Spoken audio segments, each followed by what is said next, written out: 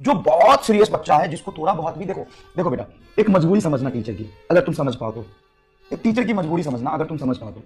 देखो यहां पे एकदम पहली बार पढ़ने वाला बच्चा, फर्स्ट टाइम स्टडी, सर अपने जीवन में कभी नहीं पढ़ना, फर्स्ट टाइम स्टडी करने वाला बच्चा है, मतलब पहली बार वो फिजिक्स सुन रहा है कि 11 12 में फिजिक्स होता है।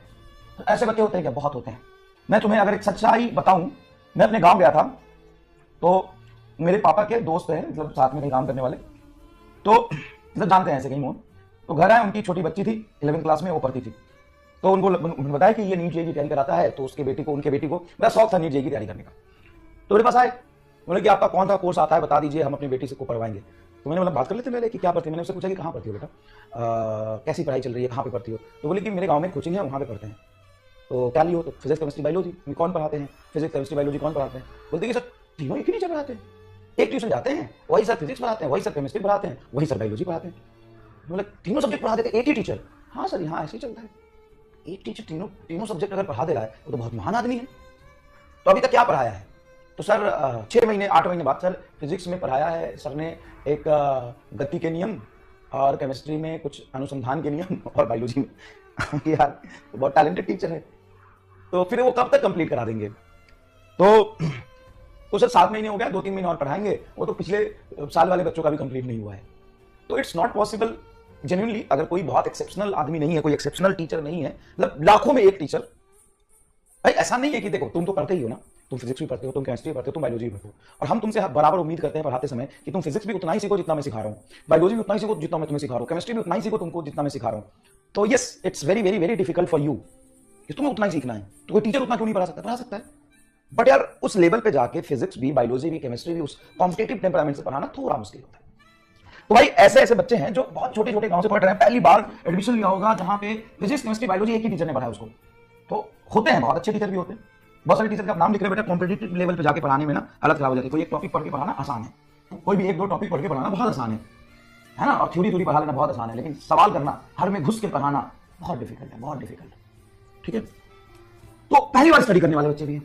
दूसरा, पहले कहीं कोचिंग कर चुके हैं लेकिन अच्छे से नहीं पढ़ा था, बट कोचिंग कर चुके हैं, उनको पता है कि फिजिक्स बायोलॉजी क्या होता है, उनको नाम सुना। तीसरा, कोचिंग कर चुके हैं, अच्छे से कोचिंग करा था और उनको 200 से 300 के बीच में नंबर आए थे। चौथा, पहले पढ़ चुके हैं, कहीं अच्छे जगह पे पढ़ चुके हैं, उनके 400-500 नंबर भी आए थे, पिछले साल यकीन में पढ़ चुके होंगे, किसी अच्छे बैच में पढ़ चुके, अच्छे से पढ़ चुके होंगे, जिनके 400 से 550 तक नंबर आए होंगे। अब इन सबका माइंडसेट सेम है कि डिफरेंट है? बताओ। अब जो चीज इसको पसंद आएगा वो इसको पसंद नहीं आएगा, जो इसको समझ आएगा वो इसको समझ नहीं आएगा, जो इसको आएगा वो इसको नहीं आएगा, जो इसको आएगा वो इसको नहीं आएगा, जो इसको आएगा वो इसको नहीं आएगा। ये बोलेगा धीरे पढ़ाओ, ये बोलेगा नहीं सर जल्दी फटाफट समझाओ, टाइम नहीं है। और इंडिया गांव का देश है भाई मेरे, इंडिया गांव का देश है, और इस गांव के देश में मेजोरिटी बच्चे जो पढ़ रहे हैं वो 11 12 में कुछ नहीं पढ़ते, अपने गांव में जो रहते हैं बड़ा बुरी हालत होती है, पहली बार वो कहीं से पढ़ते हैं, पहली बार।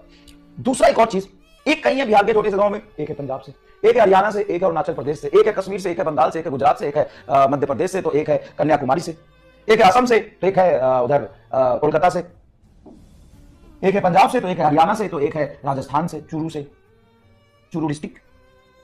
तो इसमें क्या समस्या? सबका माइंडसेट अलग है, सबकी मतलब जो साइकोलॉजिक होती है ना वो अलग है, वो सब डिफरेंट है सर। अब इसलिए यहां पे पढ़ाना बेटा बहुत मुश्किल है, बहुत टफ है।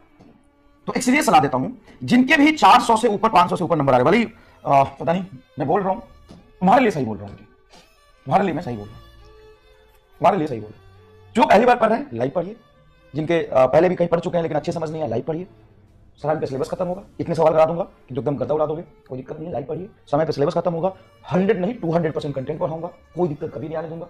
ठीक है, अगर तू पहली बार पढ़ रहा है कोई दिक्कत नहीं, अगर तू पहले भी कहीं पढ़ चुका है लेकिन उतने अच्छे से नहीं पढ़ा है, एकदम लाइव पढ़ो।